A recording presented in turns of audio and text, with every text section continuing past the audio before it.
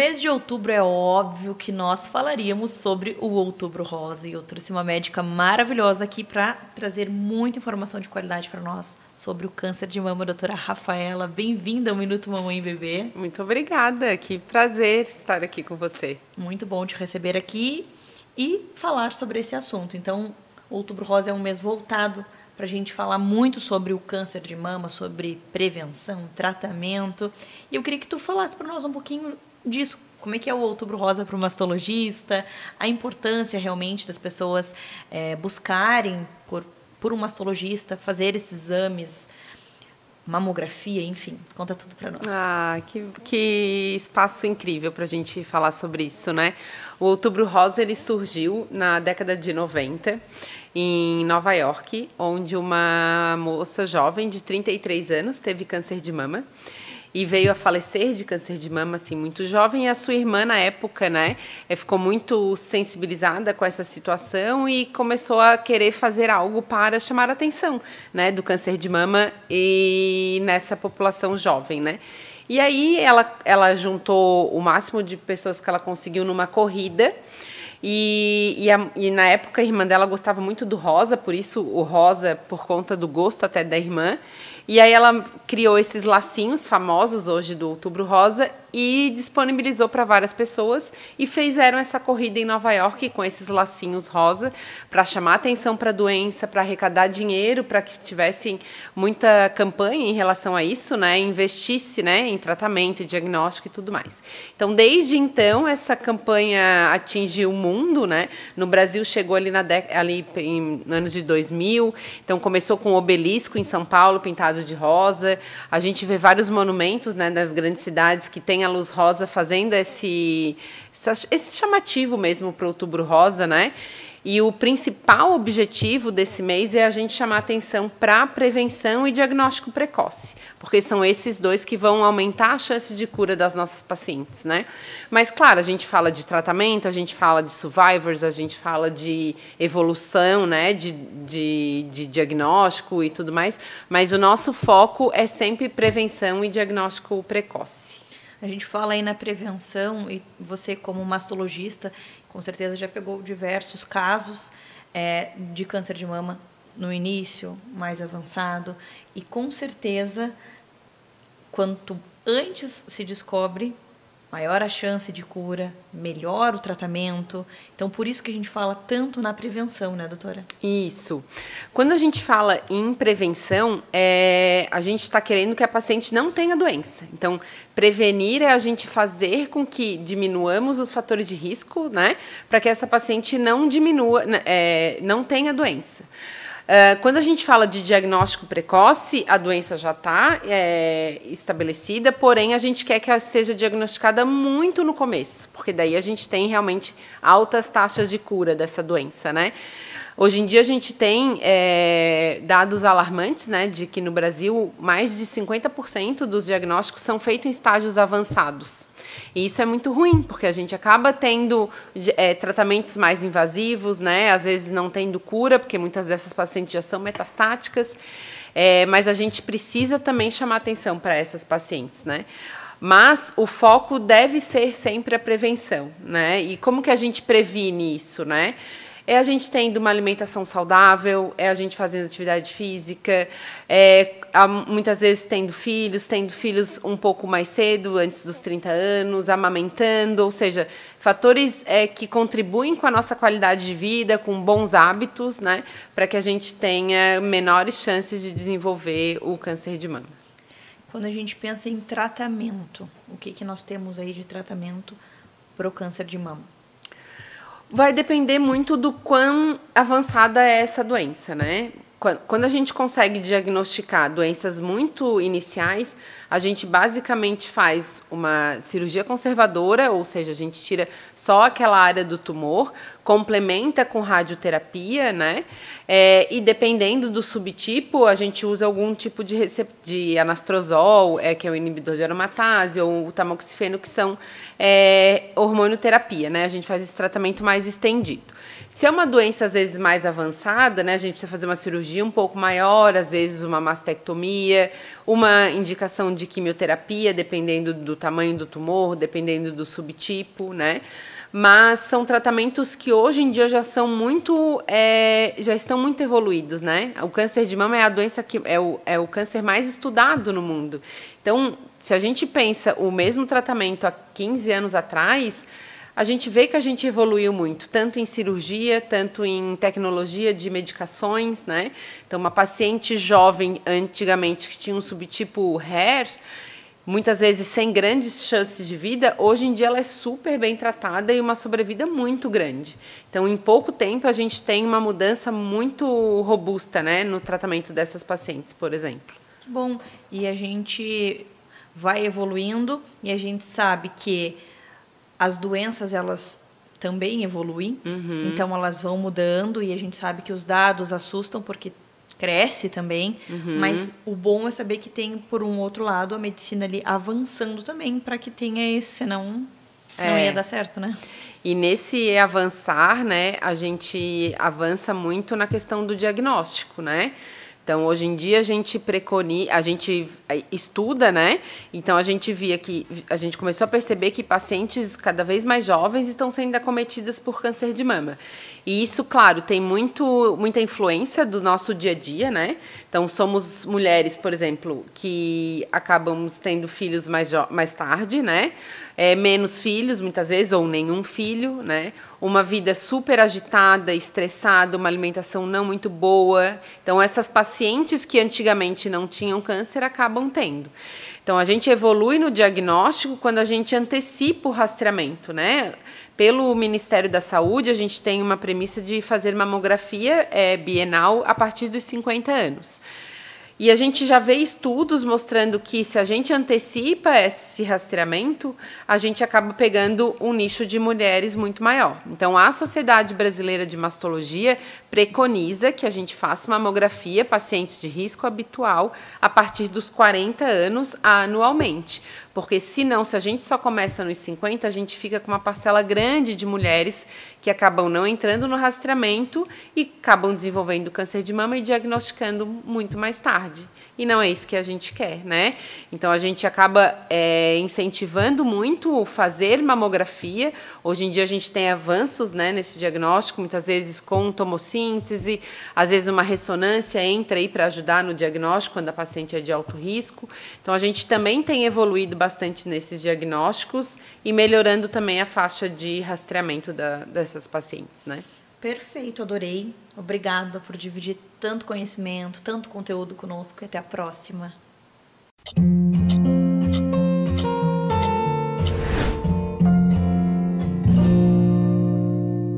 Se você tem problemas com as crianças na hora de levar no dentista, esse problema vai ficar no passado, porque a nossa odontopediatra tem dicas incríveis para você levar a criança e ela achar tudo uma diversão.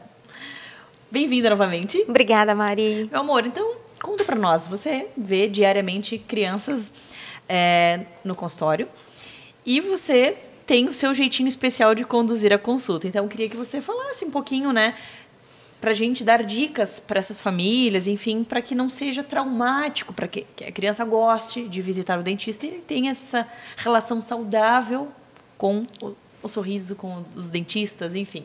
É isso aí, Mari.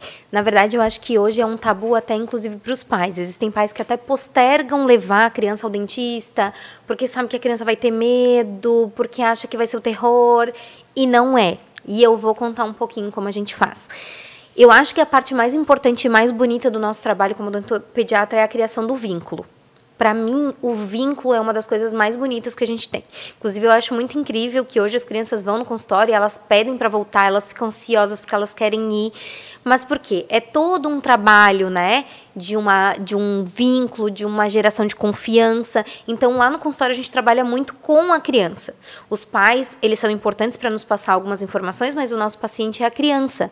A gente precisa dialogar com ela, a gente conversa com ela e faz uma cosquinha ali e dá um toquinho ali para ver como que ela se sente, para ir sentindo ela e saber até onde a gente pode chegar.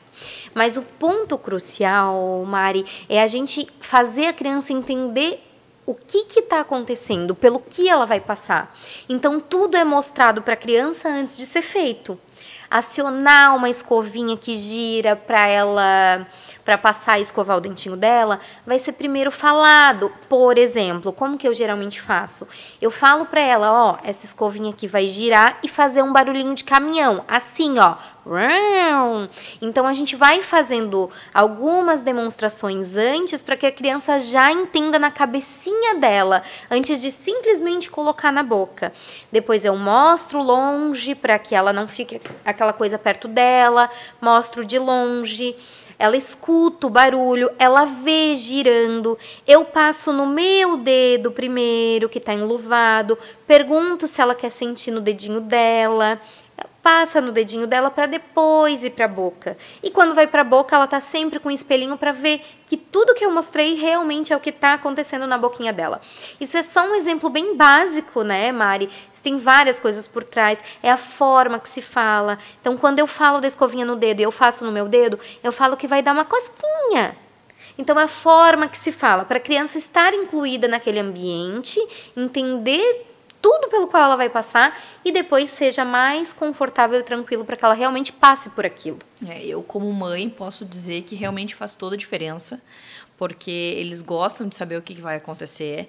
E, assim, poderia ser traumático se não fosse dessa forma. Sim, eles se assustam com se assustam, é barulho. Com a sensação, é uma coisa que trepida, não é uma coisa confortável. Mexer na nossa boca é algo invasivo, até para nós adultos, né? A boca é algo muito sensível. E para a criança é uma primeira experiência, ela não sabe por tudo que ela vai passar. Então, a gente faz tudo ser uma coisa bem divertida, confortável. A broquinha é uma escovinha que limpa a sujeira, não é uma broca, né? Às vezes, a gente vai lá, por exemplo, quando precisa anestesiar por algum procedimento, eu explico que a gente vai pingar uma gotinha para o dentinho dormir para dormir o dentinho, né? Então, aquela ponta que seria a agulha, a gente não fala que é uma picadinha, a gente fala que é uma ponta de um conta-gotas, por exemplo, e só vai pingar uma gotinha em cima do dente. Então, são várias coisinhas que a gente vai falando de uma forma diferente para que aquilo ali fique tranquilo e confortável, né? Existe a luz da Frozen, que é aquela luzinha azul que seca a resina, a massinha, que é a resina, a gente fala que aí pode escolher a massinha da Hello Kitty, do Homem-Aranha, disso, daquilo, que a gente vai fazer um desenho no dente, vai criando toda uma fantasia, né? O fio dental, você quer o de morango ou de uva? Faz a criança participar do momento, para ela escolher. Inclusive, essa é uma dica para casa, uma dica bem bonita para casa. Qual pasta você vai escolher, essa ou essa? Você quer escovar com essa escova ou com essa? Você quer escovar primeiro em cima ou primeiro embaixo? Sempre dá duas opções para a criança, para que ela participe do momento e escolha. Se você falar, vamos lá escovar o dente, ela tem a opção de falar não. Agora, se você falar, você quer escovar no banheiro ou no quarto? Aí ela vai escolher, entendeu? Então, são várias coisinhas psicológicas que a gente utiliza no meio do atendimento odontológico para fazer com que aquilo ali seja confortável para a criança. Não, e faz todo sentido, faz toda a diferença. E adorei a dica dessa escolha. Quando tu já dá duas opções. Tu não deixa a opção do não. Eu vou fazer isso muito em casa. Pode fazer porque depois me conta. Claro, porque daí tu já fala assim ou assim.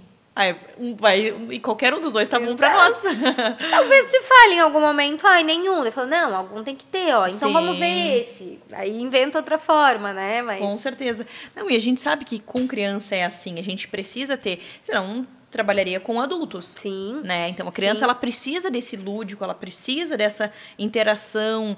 E é muito legal, porque as crianças adoram ir ao Isso. dentista.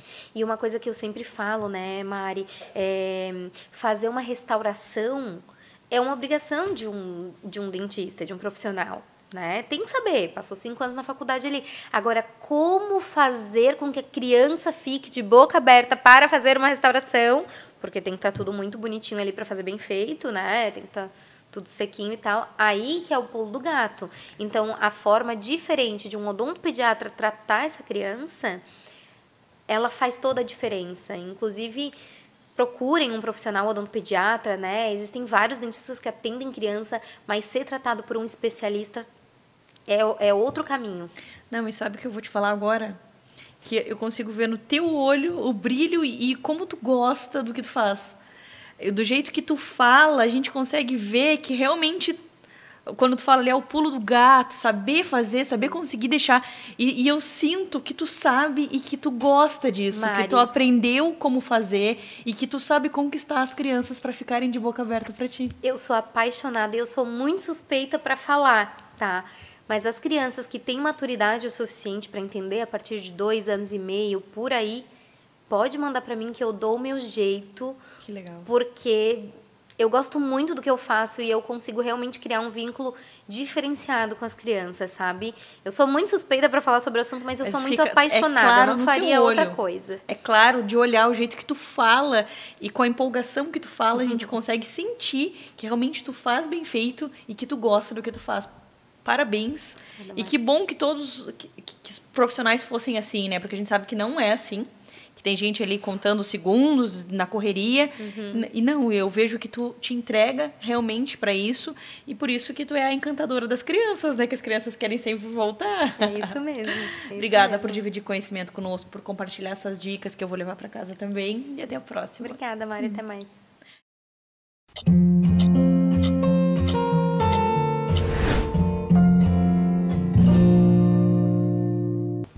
Mitos e verdades sobre a fertilidade e a infertilidade. Com ele, o mestre desse assunto, o Dr. Felipe Lanner. Bem-vindo novamente. Obrigado, Mariana. Fertilização é o único tratamento para infertilidade? Mito. A gente tem uma série de tratamentos que são definidos conforme a causa da infertilidade de cada paciente. Então, esse é um mito muito famoso, digamos assim. Perfeito. Maus hábitos podem levar à infertilidade? Verdade.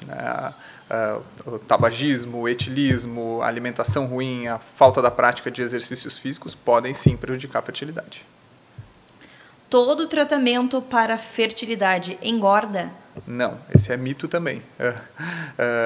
Algumas mulheres podem ter um pouco mais de retenção de líquido devido ao uso de hormônios, mas em geral não são tratamentos que provocam um aumento de peso. Extremos de peso podem causar infertilidade? Verdade. Tanto as mulheres muito magras quanto as que estão muito acima do peso, né, as obesas, podem sim ter mais dificuldades para engravidar. A gente sabe que a mulher que está acima do peso, o corpo está inflamado. E a mulher que está abaixo do peso é devido a vitaminas? Normalmente são fatores ovulatórios, né, que ela vai ter devido a esse peso muito baixo, muito abaixo do normal. Né? Então há uma prejudicação, há uma piora na produção de hormônios que leva à infertilidade. Sempre tem que colocar mais de um embrião na fertilização? Esse é um mito também, né? Normalmente a decisão é do casal de quantos embriões vão ser colocados. E o que interfere são a idade da paciente, se já engravidou anteriormente, de quando que são esses embriões. Então tem uma série de fatores para se definir, mas em geral é uma decisão da paciente. Se ela decidir, se o casal decidir colocar somente um embrião, não tem problema nenhum. Então pode ser só um? Pode ser só um. É um risco, né? Também. Normalmente são colocados 2 embriões porque aumenta a chance de ter uma gestação única, né? Mas se o casal tem medo de gerar uma gestação de gêmeos, sim, pode ser colocado somente um embrião. E existe um número máximo de embriões? Em geral, sim, 3 embriões. Tá. Toda mulher que tem endometriose é infértil? Não, nem sempre, né? Muitas mulheres engravidam mesmo tendo endometriose, independentemente do grau dessa endometriose. é uma doença que leva à infertilidade, mas não em todos os casos. Perfeito. Tomar vitamina D e ômega aumenta a fertilidade? Zero. Não tem nenhum estudo provando isso, né? Então é um mito. E assim como a vitamina D, a ômega 3, outras vitaminas em geral não aumentam a fertilidade. Isso já é comprovadamente sabido, né? Então, fertilidade e infertilidade não está ligado com vitaminas ali do corpo, não tem essa ligação. Não tem nada que se comprove que alguém, uma mulher é infértil ou o homem é infértil por uma deficiência de vitamina específica. Perfeito. Congelamento dos óvulos é uma opção para quem quer adiar a maternidade, a gestação? Verdade. No momento em que os óvulos são congelados, a gente sempre fala, é como se o tempo parasse. Então, eles podem ser fertilizados quando o casal decidir. Então, sim, para mulheres que querem adiar a maternidade, especialmente para depois dos 40 anos, quanto antes elas congelarem, melhor. Porque o óvulo ali dentro do corpo, ele vai envelhecendo junto com os órgãos, com a pele, com tudo. Com tudo. O óvulo congeladinho, ele segue novinho ali com 20 anos, Exatamente, lindo, maravilhoso. Exatamente. As características genéticas dele são mantidas. Então, normalmente um óvulo mais jovem tem maior qualidade. Então, mais chance de ele se tornar um embrião e mais chance desse embrião implantar depois. E aí a mulher pode congelar quantos óvulos ela quiser, tem um limite, como que funciona? Ela pode congelar quantos óvulos ela quiser. Perfeito. É mais difícil engravidar depois dos 40 anos? Sim, isso não é um mito e está muito relacionado com uma questão genética do ser humano, né? Infelizmente, hoje as mulheres são todas lindas, maravilhosas, independentemente da fase da vida delas, se já estão na menopausa ou não, né? Mas o ovário não. O ovário é aquele ali, é de 30, é de 40 anos, não tem como fazer botox no ovário, nem colágeno, nada resulta em melhora da quantidade de óvulos, nem na qualidade genética deles, né? Então, o tempo, sim, é um fator muito importante em fertilidade e quanto mais tarde, mais difícil vai ser. E tem uma idade indicada para começar a tentar engravidar? Tem um pico, assim, nessa idade ali a mulher está mais fértil, melhor? Normalmente a mulher entre os 25 e 30 anos seria o tempo ideal, né? Porque caso exista algum fator de infertilidade, se tem um tempo de corrigir ele antes que se chegue numa necessidade de uma fertilização, né? Ou, dependendo do caso, se congela óvulos. Mas sim, antes dos 30 anos as chances são sempre maiores. E vamos começar a pensar aí em botox para os ovários, para o útero, né? Quem sabe no futuro, mas o botox do ovário hoje é o congelamento dos óvulos, né? Perfeito. A mulher pode retirar esses óvulos, congela e eles ficam lá paradinhos e o resto segue em frente. Sensacional, adorei então, hein, mulherada? Quem está buscando um botox pro ovário, pro útero, pros óvulos, tá aí resposta para essa situação. O congelamento dos óvulos, perfeito. O embriãozinho lindo, maravilhoso, o óvulo lá com todas as características genéticas congeladinhas, esperando o momento certo. Antigamente a gente falava em planejamento familiar com a colocação de DIU, uso de anticoncepcionais. Hoje em dia faz parte desse planejamento familiar o congelamento de óvulos também. Perfeito, uma opção excelente para a família se organizar e ter ali certeza, não, quando eu decidi, o óvulo está ali novinho. E por incrível que pareça, não é nem tão complexo e nem tão caro quanto se pensa, né? Então é algo bem possível de ser feito hoje em dia. Doutora, adorei. Obrigada. Eu que agradeço por mais uma nos vez. ajudar a compreender o que é mito, o que é verdade. Porque eu sempre falo, tem muita informação na internet, mas a gente precisa de informação de verdade, informação científica, com profissionais que estudam e que sabem o que estão falando. Então aqui a gente trouxe muita coisa que a gente vê rolando aí na internet para te mostrar o que é mito e o que é verdade, né, doutor? É isso aí. Eu sempre falo, nada melhor do que uma consulta ao vivo, a cores, né? Até pode ser online também, mas conversando a gente consegue explicar muito melhor do que simplesmente por WhatsApp ou vendo no Google, né? Verdade. Obrigada. Até a próxima. Obrigado, Mariana. Até mais.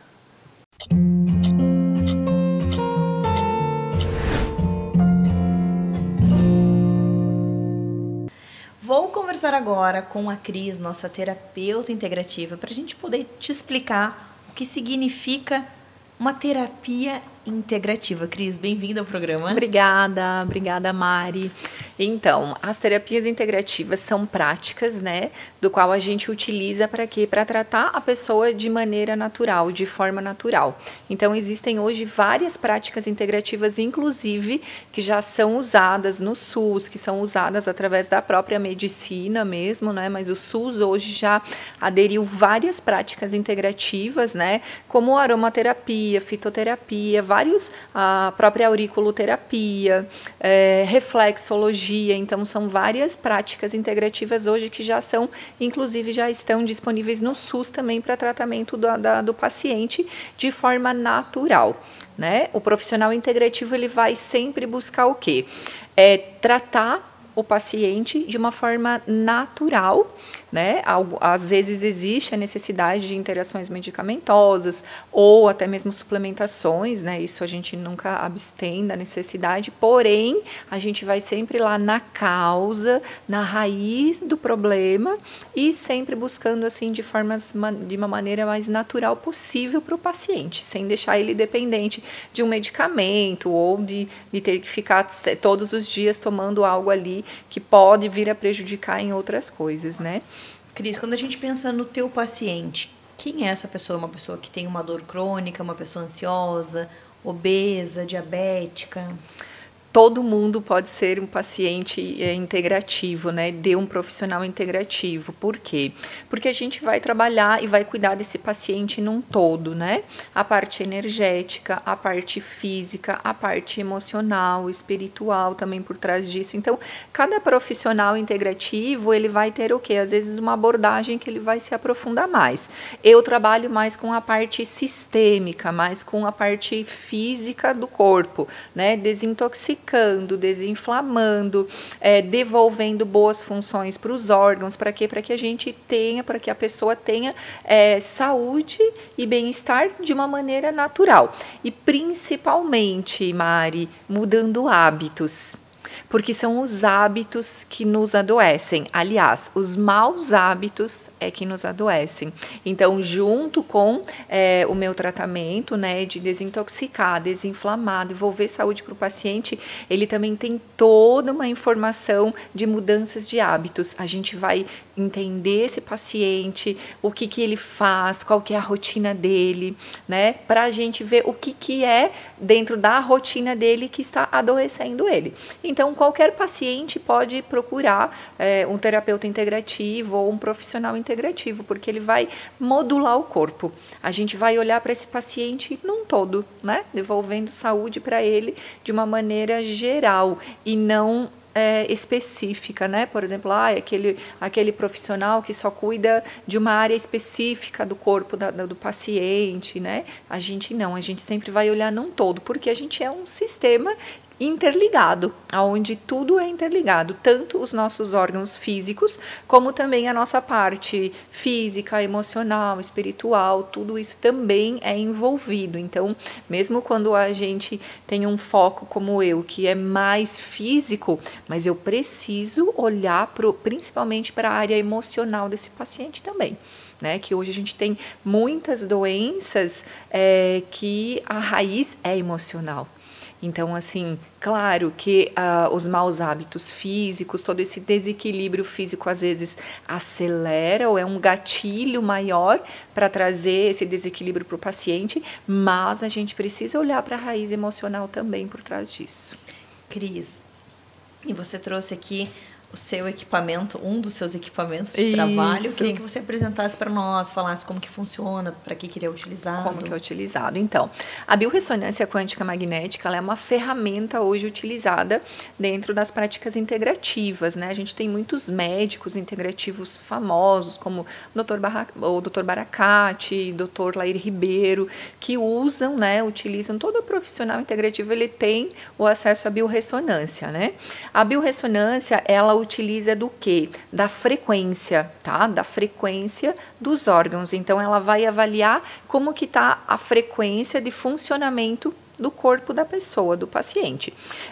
A gente usa a biorressonância utilizando os pontos receptores da palma das mãos, então são pontos de reflexologia que a gente tem na palma das mãos, aonde que a gente vai conseguir entender como que está funcionando esses órgãos do nosso corpo, né? Os sistemas. Então ali a gente tem toda a parte cardio-cerebrovascular, a gente tem intoxicação do fígado, toda a modulação do intestino, peristaltismo, flora intestinal, absorção do intestino, todo o trato gastrointestinal. Então, a gente consegue, entre outros, né, tem mais de 2.000 marcadores na biorressonância. Então, cada sistema ele nos traz várias informações a nível frequencial. Como assim, Cris, a nível frequencial? A frequência, ela é como que esse órgão funciona. Então, dentro do equipamento, tem a frequência no sistema, tem a frequência de um órgão saudável. Quando a gente capta a frequência de funcionamento através desses pontos receptores que a gente tem na palma das mãos, na sola dos pés, na orelha, que são feitos, né, os pontos de reflexologia, a orelha faz auriculoterapia, que são os pontos dos órgãos do corpo, a gente consegue ver se a frequência está maior, está elevada ou está diminuída. E ali ele nos dá um relatório, como a gente tem aqui, ó, a parte gastrointestinal, então ele vai mostrar para a gente a função gastrointestinal e as outras funções do corpo do paciente também. Então aqui a gente consegue ter várias informações e entender o que está acontecendo com esse paciente. E o paciente coloca a mão aqui? Exato, coloca a mão em cima.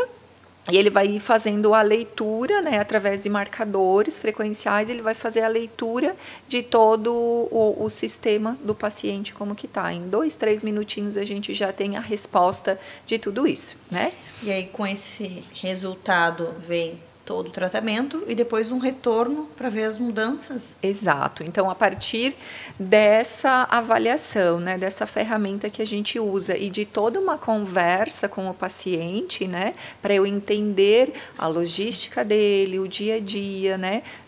Eu tenho um caso de um paciente, por exemplo, assim, que ele dormia 2, 3, 3:30 da manhã. E aí eu questionei ele, mas por que você dorme esse horário? Ele disse, porque eu não tenho sono, e daí eu vou ficando, e eu durmo 3, 3:30 da manhã. E ele era uma pessoa totalmente apática, assim, ele estava sempre assim, sabe, caidinho, tinha vários problemas de saúde. E aí eu expliquei para ele, né, na consulta, a importância do dormir, do nosso relógio biológico, que a gente tem um horário que precisa dormir, que já tem que estar em sono profundo para o corpo ter todo o processo de regeneração, restauração do corpo, né? E aí, na primeira semana, já ele conseguiu ir reavaliando isso, modulando o sono, e assim, em menos de um mês, esse paciente já, tu olhava para ele, já era outro paciente, só modulando o sono, né? Então, teve algumas outras mudanças ali nos hábitos alimentares dele também, voltou a praticar exercício depois, mas a primeira mudança foi assim, parece que ele viveu novamente, porque um hábito dele fazia com que ele adoecia. Então, assim, a biorressonância, ela é uma ferramenta utilizada que a partir disso a gente monta todo um protocolo, né, para desinflamar, desintoxicar, o protocolo de desparasitação, que é importantíssimo, todo paciente precisa, todos nós precisamos, né, fazer o protocolo de desparasitação, pelo menos a cada 6 meses, uma vez por ano, a gente tem que avaliar a alimentação desse paciente. Então, a partir dali a gente faz esse protocolo, né, um protocolo específico para cada paciente, dentro da necessidade de cada um. Depois de 45, 50 dias, a gente faz um retorno de consulta para a gente ver as melhores que teve e adaptar mais coisas que precisam. Mas nesse processo inicial ali de 45 dias, 60 dias no máximo, a melhora do paciente é incrível, né? Então, já no retorno, todos voltam assim com melhoras muito significativas em todas as áreas, né? De bem-estar, de saúde, de se sentir melhor, de ter funções do corpo assim que às vezes sentiu muitas dores, tinham muito sono, muito cansaço, fadiga, estufamento, né? Que às vezes assim a pessoa já está tão adaptada, acostumada a sentir dores, que ela nem percebe que ela está doente, né? E que pode melhorar mudando hábitos. Cris, adorei. Obrigada por dividir tanto conhecimento, tanto conteúdo, e até uma próxima. Eu que agradeço. Muito obrigada.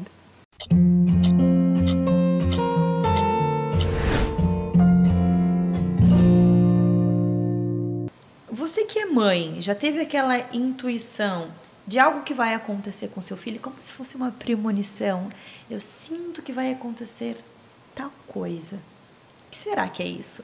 Quem vai nos explicar é a Débora, nossa parapsicóloga, aromaterapeuta. Bem-vinda novamente ao Minuto Mamãe e Bebê. Gratidão, é uma honra estar aqui. Gratidão pelo convite. Muito bom te receber aqui. Eu queria entender, porque eu já tive essas várias intuições. E o que isso significa?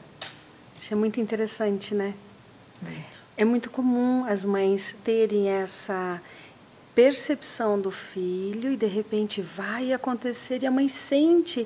E aí algumas pessoas dizem, isso é instinto, né?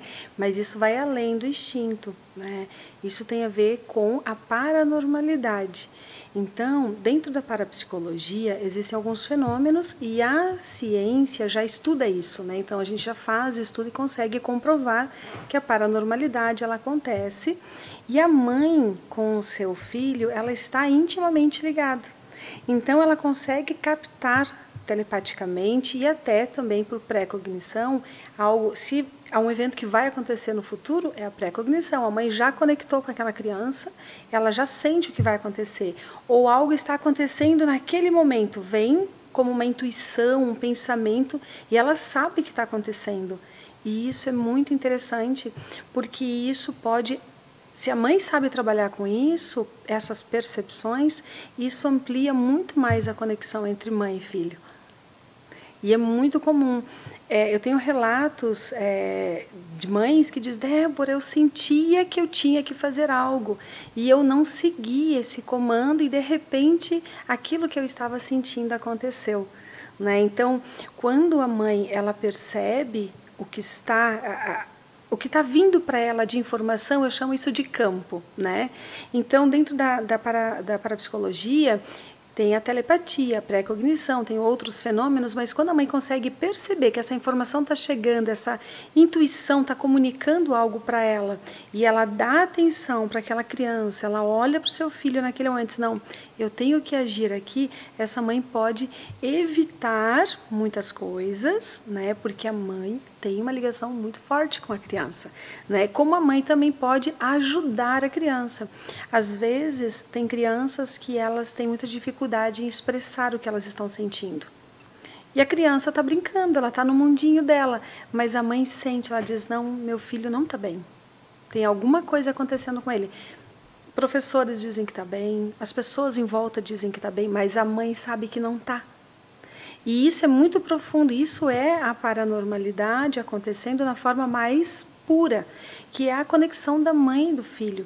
Então, quando essa mãe percebe, ela diz, algo está acontecendo, eu preciso dar uma atenção para o meu bebê, preciso dar uma atenção para o meu filho, para a minha filha, ela vai lá, ela consegue amorosamente acolher essa criança e a criança vai trazer o que está acontecendo, porque a mãe está captando por telepatia. Então, assim como a criança também pode receber a informação da mãe, né? Então, nós estamos o tempo todo fazendo essas trocas de informação. E tem muitas pesquisas já que mostram isso acontecendo. Então, só que a gente sabe desde sempre. E aí tem uma frase que eu gosto muito que diz assim, a mãe sempre sabe o que está acontecendo com seu filho. E isso é uma frase muito antiga, eu cresci ouvindo isso, mãe sempre sabe, mas o que é isso? Então, é comum essa fala entre as mães, mas às vezes não percebemos que aí nós temos um fenômeno da paranormalidade acontecendo.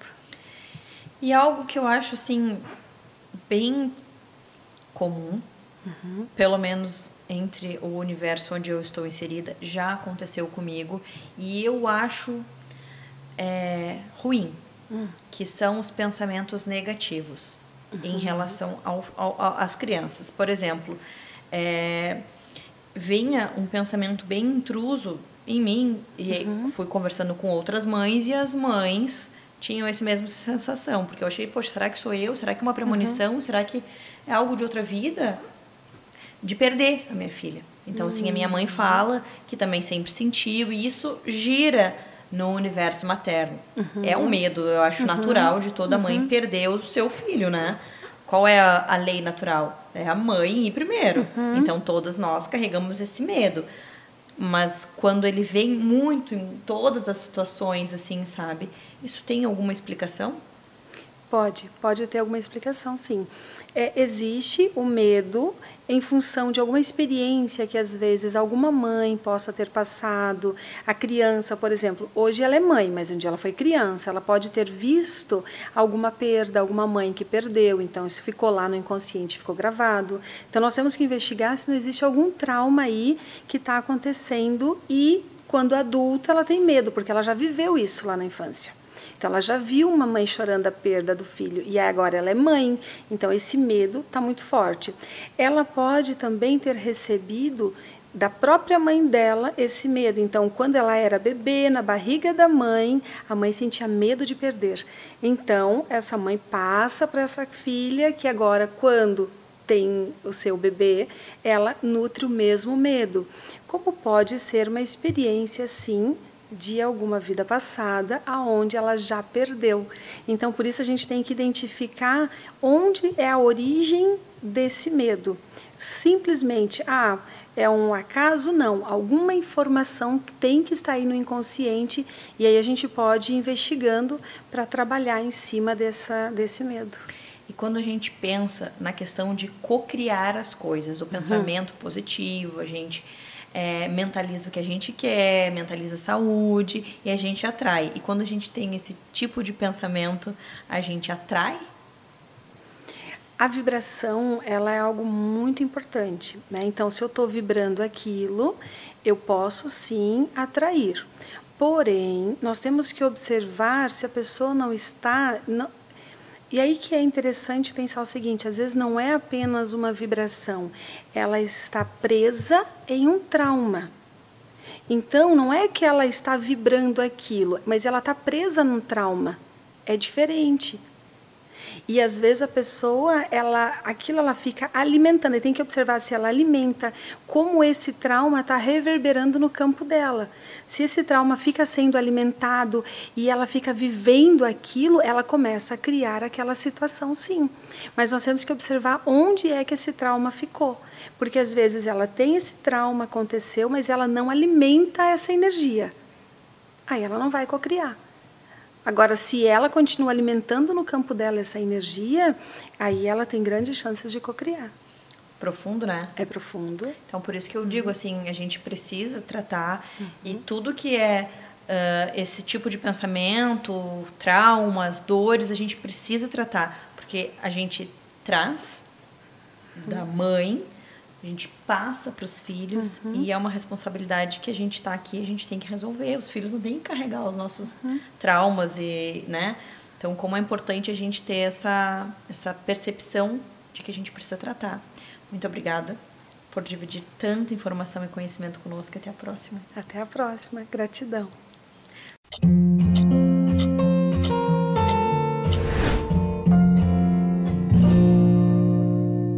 Estamos no mês de outubro, um mês onde a gente fala muito sobre a saúde da mulher, câncer de mama, né? O Outubro Rosa. E a nossa médica integrativa, a doutora Ana, veio aqui para a gente falar um pouquinho sobre os fitocannabinoides nessa parte. Câncer de mama, tratamentos, enfim, tudo que envolve a saúde da mulher. Não é isso? Isso mesmo, é um prazer estar aqui. Vamos compartilhar muito conhecimento. E então eu queria que tu nos explicasse essa relação aí dos fitocannabinoides, da saúde da mulher, prevenção de câncer de mama, tratamento ali do câncer de mama, no pós, enfim, conta tudo para nós. Sim, então, como médica integrativa, né, eu acompanho várias mulheres que passam por diversas fases da vida, tanto a parte da adolescência para a parte adulta, né, criança, a parte da mulher adulta que passa por diversas comorbidades, diversas doenças e que a gente utiliza, né, os fitocannabinoides como um arsenal para melhorar e trazer mais qualidade de vida. Então, quando nós falamos, por exemplo, de uma mulher que está na menopausa, né, ali tem vários sinais e sintomas, como ansiedade, insônia, a falta de libido, né, a depressão, que associa, né, essa queda brusca do desvio hormonal e que piora todo o quadro. Então, associado à terapia de reposição hormonal, a gente pode sim utilizar o uso de fitocannabinoides, que é algo que traz mais bem-estar, reduz a ansiedade, né? Reduz ali a chance de depressão profunda, por exemplo, e é um acompanhamento a longo prazo. A gente sabe que é uma fase grande da vida, né? Então, ali tem mulheres que ficam sintomáticas, né? E mesmo após iniciar a terapia de reposição hormonal, tem ali, né, um tempo para melhorar e regularizar, né, todo esse quadro. Então, é algo que ajuda, sim, beneficia, sim, a paciente e que reduz muito os sinais e sintomas, né? Quando a gente fala de algumas doenças específicas, como a endometriose, a fibromialgia, a dismenorreia, né, a dor, na tensão pré-menopausa, pré-menstrual, desculpa, na tensão pré-menstrual. Então, tem toda essa questão que também ajuda bastante, porque reduz muito a inflamação, é um anti-inflamatório potente. Quando a gente associa o CBD e o THC, a paciente reduz a ansiedade, reduz a inflamação, reduz o quadro de dores, né, relacionado à parte menstrual, principalmente, a parte da fibromialgia, que o paciente tem muita dor muscular. Então, a gente consegue, sim, trazer muito mais qualidade de vida para esses pacientes, principalmente com essas comorbidades, né, com esses diagnósticos, e ver ali uma melhora bem significativa social da mudança de estilo de vida. Quando a gente pensa na medicina integrativa, e aí você falou sobre várias faixas, né? Faixa etária da vida da mulher. Se a gente encontra, de repente, numa adolescência, talvez já muda todo esse caminho e afasta a probabilidade da mulher ter um câncer de mama. Sem sombra de dúvidas, né? A gente sabe mais assim do que claro, né, nos estudos, que câncer, né, tumores, essa proliferação celular está muito vinculada à parte do estilo de vida. Então, hoje a gente tem muito acesso, né, tanto à parte alimentar, quanto ao sedentarismo, tabagismo, né, os vícios em si, o álcool, um estilo de vida muito sedentário, que muito, digamos, muito inflamatório, né, um estilo de vida que inflama muito o organismo. Tudo isso pode sim desencadear, né, esses genes ali, esses genes que estão expressos já também, né, e desencadear sim um tumor, né, tanto de mama, né. Além disso também tem a questão emocional também, que a gente precisa sempre estar associando e vinculando ao quadro físico, né, dessa paciente. E quando a gente já fala sobre os usos fitocannabinoides, uma paciente em tratamento, por exemplo, ela se beneficia muito porque a gente consegue tirar algumas medicações como o tramal, né, e até mesmo essa hiperêmese, né, que é quando a mulher desencadeia ali muitos vômitos devido à quimio, tem muitas reações, né, perante o tratamento, a gente associa o canabidiol também para melhorar esse quadro.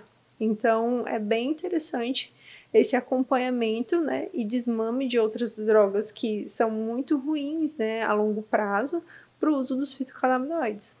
Então, uma mulher em tratamento para o câncer de mama pode buscar uma médica integrativa, pode fazer o uso dos fitocannabinoides. Não tem nenhuma contraindicação. Nenhuma contraindicação. Não, muito pelo contrário, é bem indicado, né, e não tem também nenhuma interação medicamentosa, né? Então a gente consegue, tem em alguns quimioterápicos, só que a gente consegue ali tateando o horário de uso, né, com o tempo de meia-vida dessa medicação, utilizar em outros horários ou um dia antes, né? E aí a gente consegue fazer um manuseio bem bacana para que ela realmente reduza todos esses sinais e sintomas, né, adversos, aí também os efeitos adversos da própria químio, né? Então é bem interessante.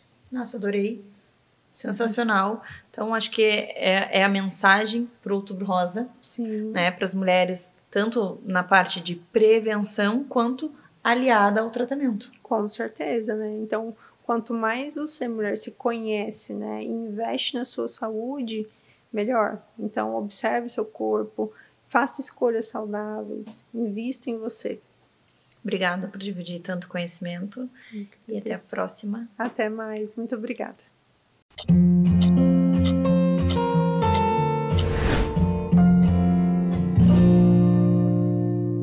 Estamos no mês de outubro, onde a gente fala muito aí sobre o Outubro Rosa, sobre os cuidados da mulher na prevenção do câncer de mama. E hoje eu trouxe uma cardiologista para a gente falar sobre essa ligação entre câncer de mama, saúde do coração. Bem-vinda ao Minuto Mamãe e Bebê. Obrigada pelo convite. É uma honra estar aqui com você. Muito bom ter você aqui, porque eu sei que vai trazer muita informação de qualidade. E eu queria entender, assim, essa relação. Quando a gente cuida, quando a gente fala do câncer de mama, a gente se cuida, a gente acaba, como a gente estava conversando, cuidando da saúde cardiovascular também. Sim. Nós médicos, assim, cardiologistas e ginecologistas, nós somos os médicos clínicos das pacientes, né? Eu sempre brinco, assim, que se a paciente tem um gineco e tem um cardiologista, as coisas estão indo bem, que a gente consegue sempre nas consultas, assim, que a gente recebe as pacientes, a gente consegue fazer uma abordagem geral, né? Nessa primeira consulta, a gente vai questionar o histórico ginecológico dessa paciente, né? O histórico familiar em relação, não só às questões cardiovasculares, mas em relação às questões de câncer de mama, câncer de útero, câncer, né, de ovário. Então, essa oportunidade que a gente tem de atender essas mulheres, a gente acaba rastreando tudo um pouquinho, assim. Eu sempre falo que, assim, a diferença da mulher para o homem, que o homem tem um pouco de preconceito em ir ao urologista por questões, né, culturais, mas as mulheres vão à ginecologista desde cedo, né? Então, assim, elas geralmente têm as ginecologistas na entrada desde a primeira menstruação ali, e a gente entra um pouquinho mais tarde na vida da mulher, mas a gente acompanha essa mulher ao longo da vida toda. Então, assim, muitas vezes elas vêm para uma consulta cardiológica depois dos 40 anos, por exemplo, e faz 2 anos que não vão na ginecologista. Então eu já puxo, e aí, como que tá? Já fez os exames de mama? Já fez preventivo esse ano? E a gente vai conversando e vai conseguindo trazer essa mulher para se cuidar mais, né? Então a gente precisa sim ter esse olhar, eu brinco de um olhar integrativo, mas na verdade é um olhar para a paciente como um todo, né? Então, assim, essa oportunidade que a gente tem de fazer diagnósticos precocemente é tão fundamental para salvar a vida dessas mulheres, considerando mortalidade, né? E a gente sabe que ainda a doença cardiovascular ainda é a principal causa de mortalidade nas mulheres, né? O câncer de mama vem como segunda causa de mortalidade, né? Então, assim, a gente tem muitas coisas em comum, né? Então, os fatores de risco são mais ou menos os mesmos, né? Parecidos e, enfim, a gente tem que pensar no sobrepeso, que é um fator de risco importante para o câncer de mama e para a doença cardiovascular, colesterol alto, a hipertensão, o tabagismo, o sedentarismo, o estresse. A gente tem questões familiares, né, e heranças que aí a gente não consegue modificar. A gente tem que estar atento para quando que a gente vai começar a investigar essas pacientes, tanto do coração quanto da parte ginecológica mesmo, né? Teve uma mãe com câncer de mama aos 35, essa menina precisa de ser investigada precocemente, não só depois dos 40 anos, né? E na doença cardiovascular é a mesma coisa. A mãe infartou, tem 5 stents no coração, a gente precisa o quanto antes começar a acompanhar essa paciente, para a gente procurar se ela tem realmente um colesterol alto, se ela tem algum outro fator de risco que ela possa ter um risco de um evento cardíaco ainda jovem, né? Obviamente, assim, os riscos maiores do ponto de vista cardiovascular, das mulheres terem um infarto, terem um AVC, ficarem hipertensas, geralmente é depois da menopausa, após os 40 anos, né? O estrogênio na vida da mulher é protetor do ponto de vista do endotélio da mulher, ele protege essa mulher durante toda essa fase reprodutiva dela.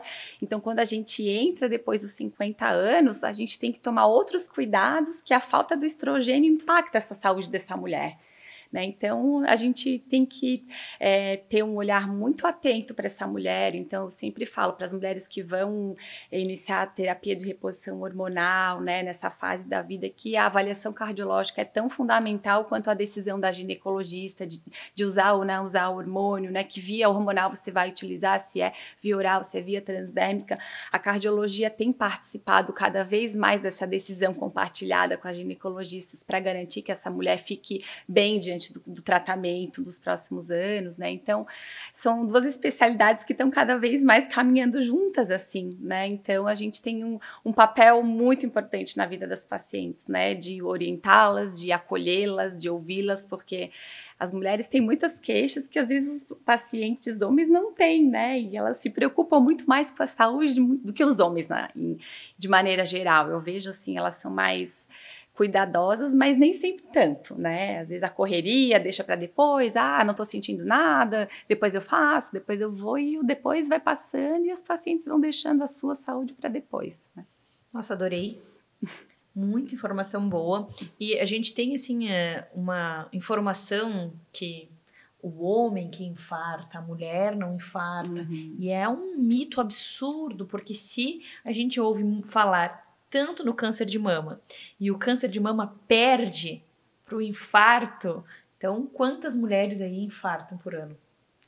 Muitas mulheres. Então é um dado, assim, que a gente tem que realmente cuidar. Então, aproveitar o Outubro Rosa aí, com certeza, fazer todo esse rastreamento, né, de doença na mama, mas aproveitar já fazer o check-up cardiológico. Isso.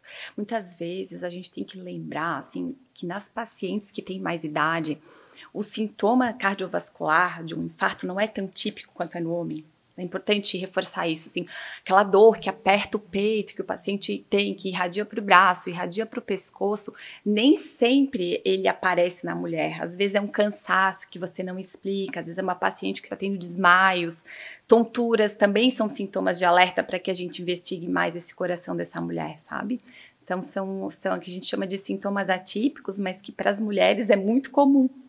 Então, a gente precisa estar sempre de olho nos detalhes, assim, a paciente te conta o que ela tem, ela te conta o que precisa ser olhado, sabe, na maioria das vezes. Adorei, obrigada por dividir tanto conhecimento conosco, tantas informações de qualidade, e até a próxima. Obrigada, tchau, tchau.